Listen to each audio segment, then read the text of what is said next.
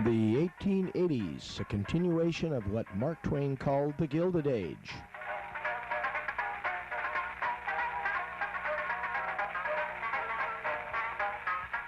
This is Mr. and Mrs. Herman Regelman. They were then in their mid-30s. Throughout the 1880s, they were proprietors of small general stores in small southern Illinois towns.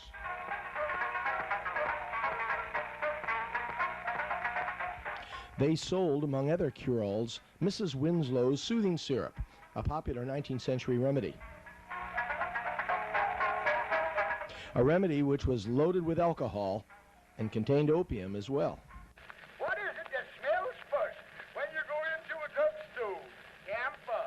No. Iodine? No. Rose water? No, no. Witch hazel? No, no, no. Turpentine? No. Goose goose? No. Ammonite, Lydia Pickham's compound socket hash. Lydia Pickham's compound socket hash. No, that ain't it, no. I know. What? Bear's oil. No, not bear's oil. Shoe brushes. No. Flea powder. No. Compound cathartic pill. No. Old Billy Carter's liver pill. No, no. Soup with the bouillon. Soup with the oil plaster. No. Miss Winslow's snooze and snare up. Miss Winslow's snooze and snare up. No, that ain't it. No. Jimson weed. No. Dr. Brown's Bronicle britches. Dr. Brown's Bronicle britches. No, that ain't it. There for squeal. No. There for squaw. No. Peppermint. No. Limburger cheese. Limburger cheese in the drugstore. No, nigga, that In 1884, a boy at the age of 18, Henry Schlueter, my grandfather, applied for and was granted a release from his citizenship in Germany by the royal government of the German Kaiser.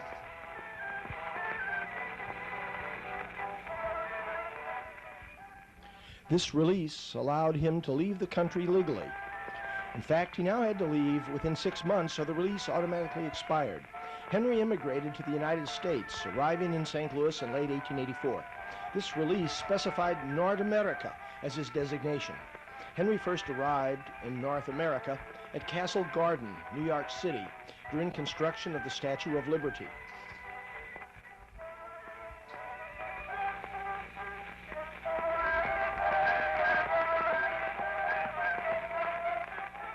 Henry's older brother, Charles, also immigrated 2 years later, and like Henry, came to St. Louis in 1886.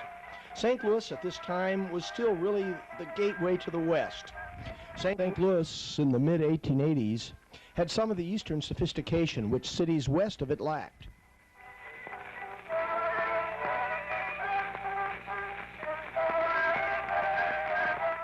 Kansas City was still a rowdy cow town, and Denver was at this time primarily a stepping-off place for gold miners and other mineral prospectors.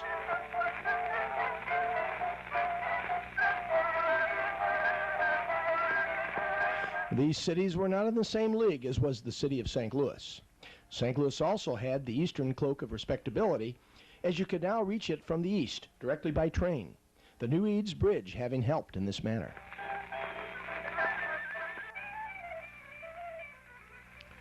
Uncle Charlie, Henry's older brother, was a machinist by trade.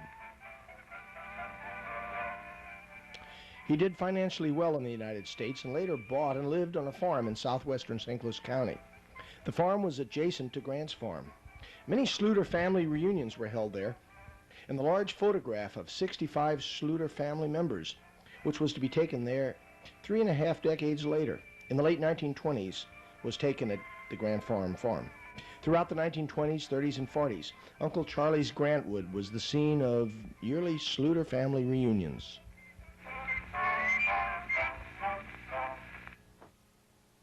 Selections from the Times of Normandy, played by Mr. Orchestra.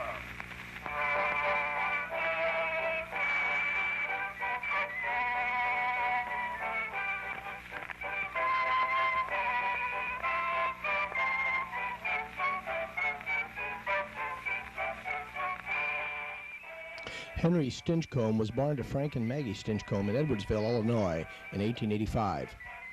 The same year, these Bell and Tainter phonographs spewed out their music from mosasaurite-coated cardboard cylinders.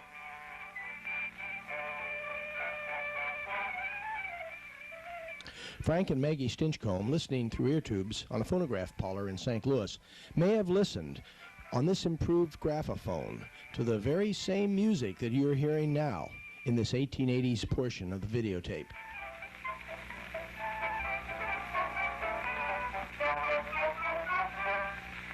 It was different for them, however.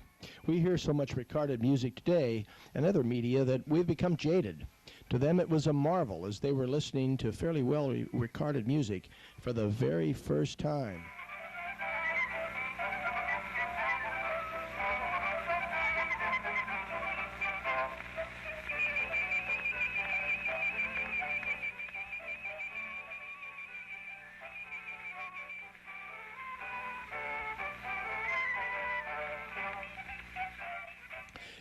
In the mid-1880s, Henry Schlueter met and courted Matilda Metschke. They would marry 7 years later.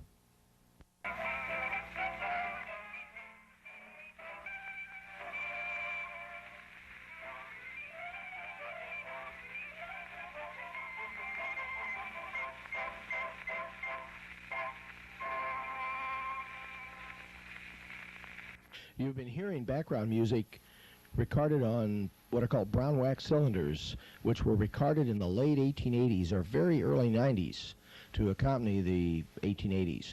But the next cylinder you're going to hear is really a unique thing because it actually goes back to some of the Stinchcomb family members. One of the early caches of cylinders that I got back sometime in the early 1950s, when we were going through it with my dad, looking at the titles, he made the comment that this one here was a favorite of his dad, which was my grandfather, and his dad liked it because his dad's dad, Frank J. Stinchcomb, had liked it. It had been one of his favorites. And you're going to hear that cylinder now, a favorite of Frank J. Stinchcomb's.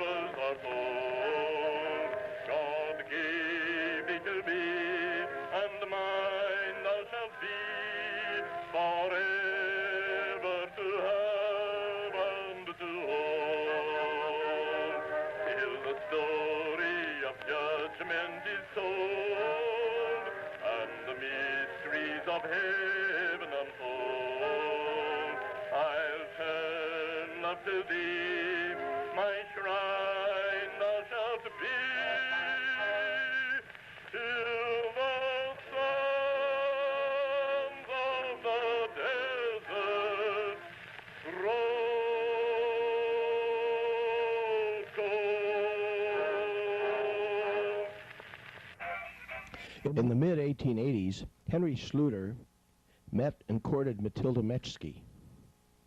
They would marry 7 years later. In 1888, Christine Regelman, the third child of 8 children of Herman and Mrs. Regelman, was born in Alton, Illinois.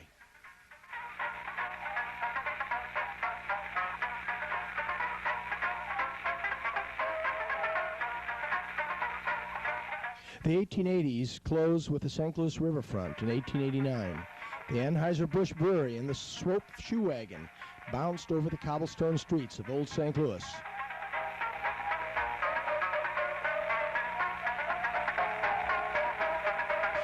The next decade will be the gay 90s, the last decade of the 19th century.